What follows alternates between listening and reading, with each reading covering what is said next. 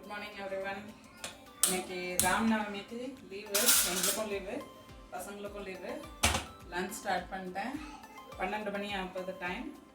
முதல்ல சாதம் வச்சிடலாம். சாதம் வேக லேட் ஆகும். முதல்ல சாதத்தை வச்சுக்கிட்டோன்னா சாதம் கொதிச்சுட்ருக்கோம். அதுக்கப்புறம் இன்னைக்கு புளிக்குழம்பு தான் வைக்க போகிறேன்.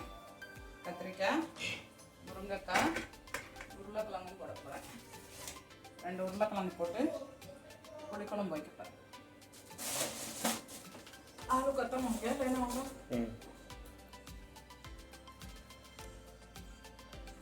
மற்ற காயெல்லாம் கழுவி வச்சுருக்கேன். எல்லாமே ரெடியாக இருக்குது. கண்டெய்னரில் கழுவி கொடுத்துருந்தேன். ஆளு மட்டும் கழுவுறேன்.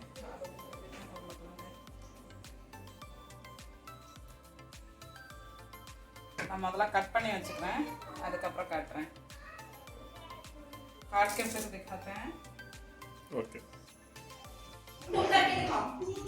இன்னைக்கு புளிக்குழம்பு வைக்க போகிறேன். உருளைக்கிழங்கு, கத்திரிக்காய், முருங்கைக்காய் இது போட்டு புளிக்குழம்பு வச்சுட்டு பீட்ரூட் பொரியல் பண்ணலாம். பீட்ரூட் பொரியலுக்கு கொஞ்சம் வரமிளகா, வெங்காயம் வெட்டி வச்சுருக்கேன். வெங்காயம் தக்காளி புளிக்குழம்பு கடிச்சு வச்சுருக்கேன். இதெல்லாம் தக்காளி இதுக்கு புளிக்குழம்புக்கு வச்சுருக்கேன். இன்னைக்கு காலையில் லீவுனால கண்ணில் எனக்கு லெஸ்ஸாக இன்ஃபெக்ஷனு, அதனால் தூங்கிட்டேன். உடம்பு முடியல ரொம்ப. ஹஸ்பண்ட் தான் தலியா செஞ்சாங்கப்பா, குழந்தைங்களுக்கு செஞ்சு கொடுத்துட்டாங்க. நான் நைட்டு செஞ்ச ஆலு பரோட்டா இருந்துச்சு, அதோட நானும் ஹஸ்பண்டும் டீயோட சாப்பிட்டுட்டோம். இப்போ தான் சமைக்கிற மதிய சாப்பாடு. எண்ணெய் கொஞ்சம் ஜாஸ்தியாக விட்டுக்கணுங்க. குழம்புக்கு அதான் நல்லாயிருக்கும். நான் சமைக்கல, வேலை பார்க்கல, கொஞ்சம் பாட்டு போட்டுப்பேன். நம்ம தமிழ் பாட்டு தான் கேட்பேன். இங்கே தரதும்ல 80s 90s ஹிட் பாட்டு எனக்கு பிடிக்கும். இளையராஜா ஹிட்ஸ்னால் ரொம்ப பிடிக்கும். அந்த பாட்டு போட்டுட்டு கேட்டுட்ருக்கேன். இப்போ 80s 90s ஹிட்ஸ் தான் போட்டிருக்காங்க டிவியில். கேட்டுக்கிட்டே சமைச்சா நமக்கு வேலை செய்கிறது தெரியாது.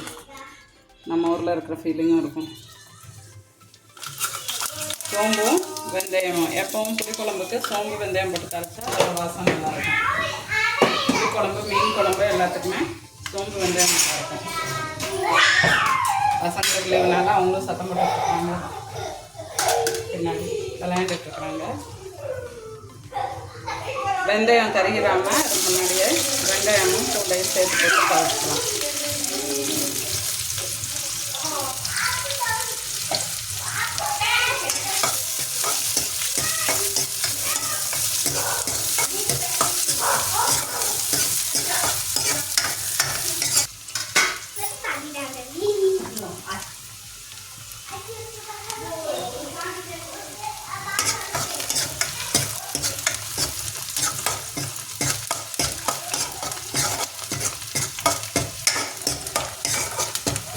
லைட்டாக வதங்கிடுச்சு. கொஞ்சமாக கருவேப்பிலை, தக்காளி அடித்து வச்சுருக்கேன். தக்காளி அடித்து வச்சு குழம்பு நல்லா வரும்.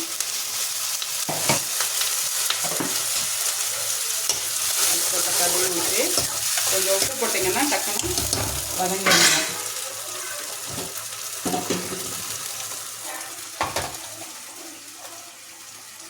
2 ஸ்பூன் உப்பு கரெக்டாக இருக்கும் புளிக்குழம்புக்கு. 2 ஸ்பூன் உப்பு போட்டுட்டு அது வதங்கிட்டு இருக்கட்டும். அதுக்குள்ளே மல்லிப்பொடி எடுத்துக்கிறேன்.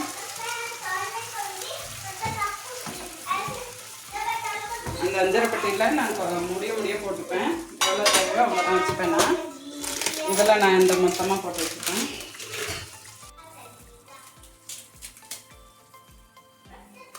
இந்த மாதிரி கடையில் வந்து ரப்பர் பேண்ட் வரதெல்லாம் ஸ்டோர் பண்ணி வச்சிட்டிங்கன்னா ஒரு டப்பாவில் டக்குன்னு இந்த மாதிரி மசாலாலாம் மடிச்சு வைக்கிறது ஈஸியாக இருக்கும். ரப்பர் பேண்ட் ஒரே இடத்துல இருந்துச்சுன்னா எடுக்கிறதுக்கு நிறைய டைம் நமக்கு ரப்பர் பேண்ட் தேவைப்படும். இந்த மாதிரி மசாலாலாம் மடிக்கிறதுக்கு ஈஸியாக இருக்கும். நான் இந்த மாதிரி மடித்து ரப்பர் பேண்ட் போட்டு வச்சுருவேன். மீதி இருக்கிறத நான் இந்த மாதிரி அஞ்சரைப்பட்டியில் வச்சுப்பேன்.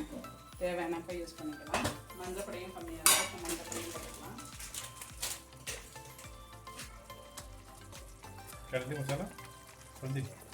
மல்லிப்பொடி, மஞ்சப்பொடி, கொஞ்சமாக மிளகாப்பொடி. புளிக்குழம்பு கொஞ்சம் காரம் ஜாஸ்தியாக இருக்கணும். 2 ஸ்பூன் போட்டால் நல்லாயிருக்கும். பெரியவங்க சாப்பிட்றதுனா நான் சின்ன பிள்ளைங்க இருக்கிறதுனால நான் கம்மியாக தான் போடுவேன். 1 ஸ்பூன் தான் போட்டிருக்கேன். கொஞ்சம் பச்சை மிளகாய் போட்டுக்கலாம். பச்சை மிளகாய் இந்த மாதிரி வகுந்துட்டு ஸ்லிட் பண்ணிட்டு போட்டிங்கன்னா மீன் குழம்பு புளி குழம்புக்கெல்லாம் நல்லாயிருக்கும். அதிலேருந்து எடுத்து சாப்பிட்லாம். பழைய சாதம்லாம் இருந்துச்சுன்னா அதில் எடுத்து சாப்பிட்டா சரியாக இருக்கும். இதில் தண்ணி கம்மியாகிடுச்சு, கொஞ்சம் தண்ணி ஊற்றிக்கலாம்.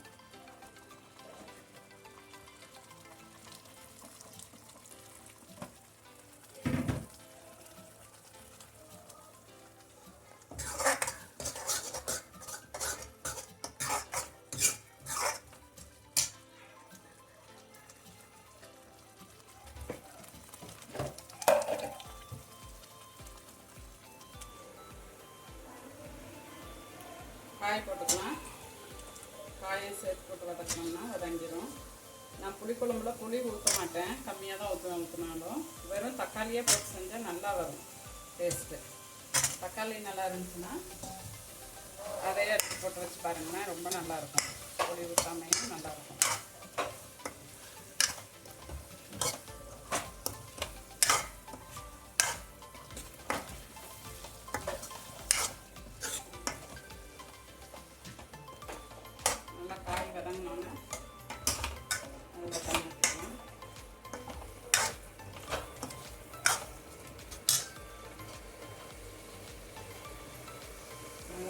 கருவேப்பிலை போட்டுக்கிறேன் லாஸ்ட்டுக்கு.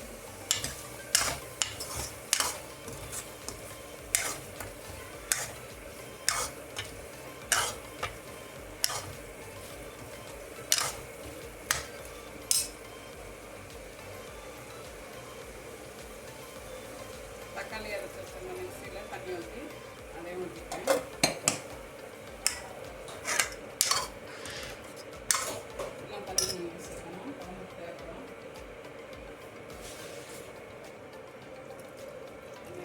குழம்புக்கு தேவையான அளவு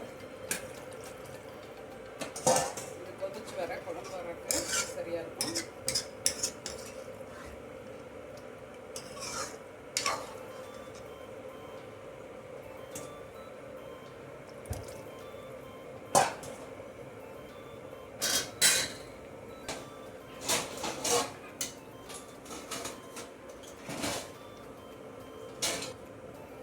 இதை மூடி வச்சு வேக வச்சிடலாம். சீக்கிரமாக வேகும் காயெல்லாம்.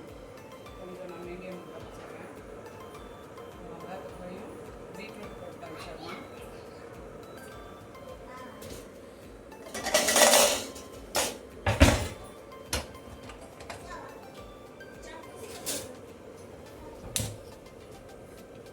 கொஞ்சமாக ரிஃபைண்ட் ஆயில் தான் ஊற்றுறேன். இதெல்லாம் கொஞ்சம் நம்ம ஊர் ஃப்ளேவர் வர்றதுக்காக நான் ரிஃபைண்ட் ஆயில் மட்டும் தான் ஊற்றுவேன். கடுகு ஊற்றினா வேறு டேஸ்ட் வரும்.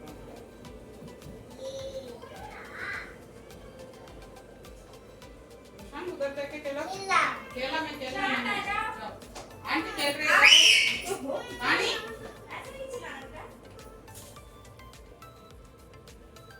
கொடியில மல்லிகைப்பூ பாட்டு வருது. எனக்கு மல்லிகைப்பூவும் பிடிக்கும், இந்த பாட்டும் பிடிக்கும். எங்கள் வீட்டிலேருந்து 2 மல்லிகைப்பூ இருந்துச்சு. கீழே வந்துருச்சா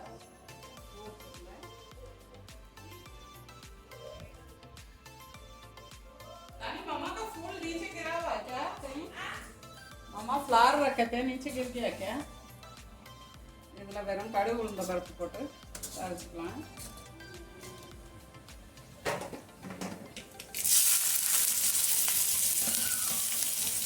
சிக்கன் நான் போட்டுக்கிறேன். காரம் அளவு செய்யும். அப்புறம் ரொம்ப இருமல் வர மாதிரி ரொம்ப காரிடும் காலிக்கிறது. வீடெல்லாம் வந்துடும். பொரியலில் உங்களுக்கு வெங்காயம் போட பிடிக்காது, அதனால போடுறதில்ல. ஃப்ளேவருக்கு கருவேப்பிலை, அதோட பீட்ரூட் போட்டுக்கலாம். எப்படி வச்சுருக்கேன். பசங்களுக்கு நான் மெயினாக குருவி தான் போடுவேன், கிரேட் பண்ணி தான் பீட்ரூட் செய்வேன்.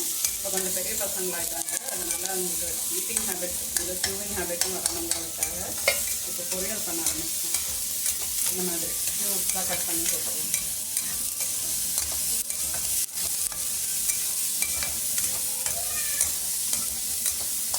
இந்த கடாயெல்லாம் நான் ஜெய்ப்பூரில் வாங்கினது.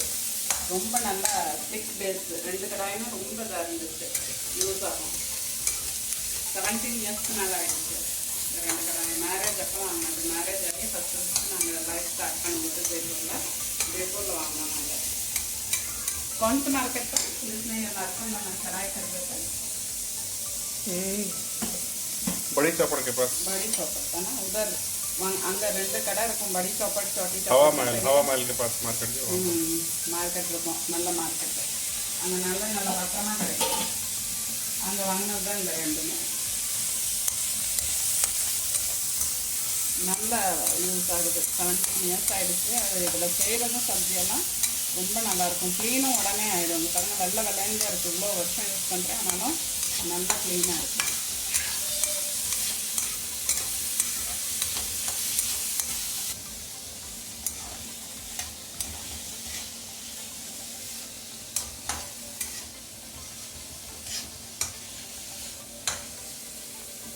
ஆகிடுச்சா உங்களுக்கு சொல்லவே மாட்டாங்க எப்போ ஸ்டார்ட் பண்ணுறாங்க வாஷ் பண்ணி போடுவாங்க அப்புறம் திடீர்னு காமிச்சிட்ருப்பாங்க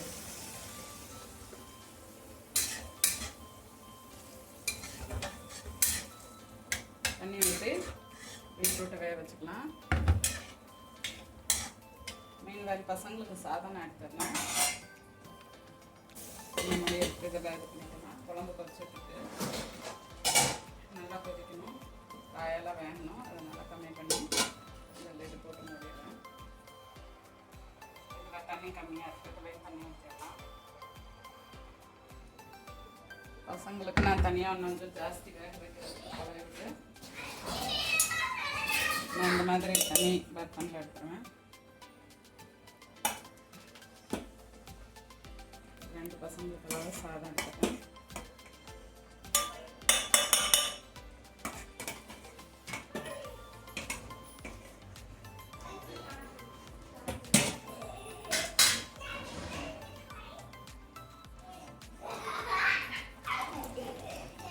சாதம் இங்கே வந்துடுச்சு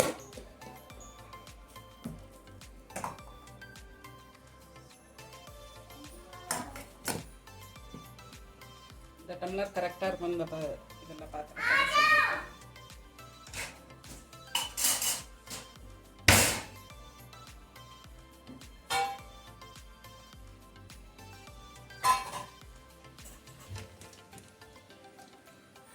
தயிர் முடிஞ்சு போச்சு நேற்று நான் காலேஜ் போயிருந்தப்போ பசங்க எல்லாத்தையும் முடிச்சிட்டாங்க தயிர் தவைய வைக்கவே இல்லை தயிர் அதனால் பேக்கெட் தயிர் வாங்கிட்டு வந்திருக்கேன் இன்றைக்கி தவைய வச்சுருவேன்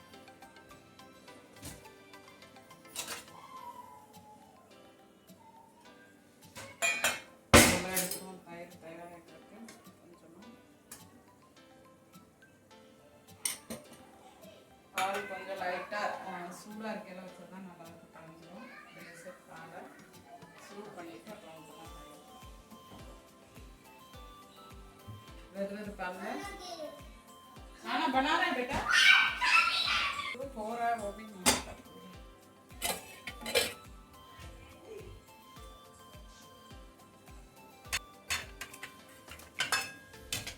क्या सलाद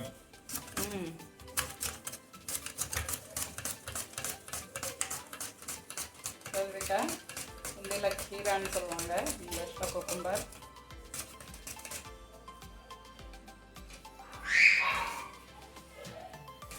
தயிர் பார்த்தா எங்களுக்கு ஒரு கதை ஞாபகம் வரும் முதல்ல எனக்கு ஹிந்தியே வராது நான் ஃபஸ்ட்டு என்னோடய பிஜி படிக்கிறதுக்காக ராஞ்சி போயிருந்தோம் ஒரு ஹோட்டலில் நான் அப்பா அம்மா மாமாவுக்கு இங்கிலீஷ் நிறையா வரணும்னு அப்பா மாமாவையும் கூட்டிகிட்டு போயிருந்தாங்க அப்போ அங்கே போய் மெனு கார்டில் பார்த்தா எங்களுக்கு ஒன்றுமே புரியல பால் பரோட்டா ரொட்டி ஃபுல்கா எதுவுமே தெரியாது வெறும் இட்லி தோசை பிரியாணி சாதம் தெரியும் மெனு கார்டு கொடுத்து அப்பா பார்க்க சொன்னாங்க என்ன மெனுன்னு அதில் பிரியாணி மட்டும்தான் புரிஞ்சிச்சு பிரியாணி ஆர்டர் பண்ணிட்டேன் அதுக்கப்புறம் தயிர் ஆர்டர் பண்ணுன்னு சொன்னாங்க அதுக்கு ராயத்தாங்கிற பேரும் தெரியல தயிருக்கு ஹிந்தியில் என்ன சொல்லுவாங்கன்னு தெரியல அதுக்கு நாங்கள் அவ்வளோ கஷ்டப்பட்டோம் அன்னைக்கு தயிர் வாங்குறதுக்கு கஷ்டப்பட்டு கடைசியில் நான் பால்லேருந்து வர்றது தூதுன்னு தெரியும் பாலுக்கு ஆனால் தயிருக்கு தகிங்கிறத சொல்ல தெரியாமல் ரொம்ப கஷ்டப்பட்டு நாங்கள் தயிர் வாங்கினோம் தயிர் பார்க்கலாம் எங்கள் அம்மா அப்பா எனக்கு எல்லாத்துக்கும் அதே ஞாபகம் தான் வரும் இப்போ நான் கொஞ்சம் ஃப்ளூயண்ட்டாக ஹிந்தி பேச ஆரம்பிச்சிட்டேன் மேபி என்னோட அசன்ட் சரியாக இருக்காது நம்ம தமிழ் அசன்ட் சவுத் இந்தியன் அசன்ட் வரமா இருக்கும் ஆனால் வந்து சென்டென்ஸ் எல்லாம் இப்போ பரவாயில்லாமல் பேச ஆரம்பிச்சிட்டேன்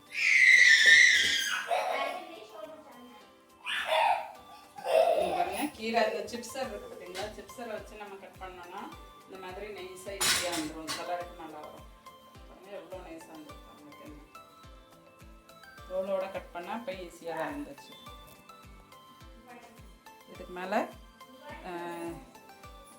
என்னது கே மசாலா தான் சாட் மசாலா இல்லை காலா மிர்ச்சின்னு சொல்லுவாங்கன்னா பிளாக் சால்ட், அது போட்டு சாப்பிட்டா நல்லா டேஸ்ட்டாக இருக்கும் சலாடில் எப்போவுமே. கொஞ்சம் பாலை வெதுன்னு பண்ணிவிட்டு தயிரில் முதல்ல எடுத்து வச்சு தவைய வைக்க வேண்டியதில் ஊற்றிடலாம். ஆடையோடு ஊற்றினோன்னா தயிர் நல்லா ஆடை கட்டி வரும் மேலே தான். நான் ஆடை எடுத்து நெய் செய்ய வச்சுருக்கேன். ஆடை இல்லை பால் சைடாக அந்த ஸ்டவ் வச்சுக்கணும். இந்த சைடு வச்சுட்டோன்னா யாரும் கையை வச்சு தர மாட்டாங்க.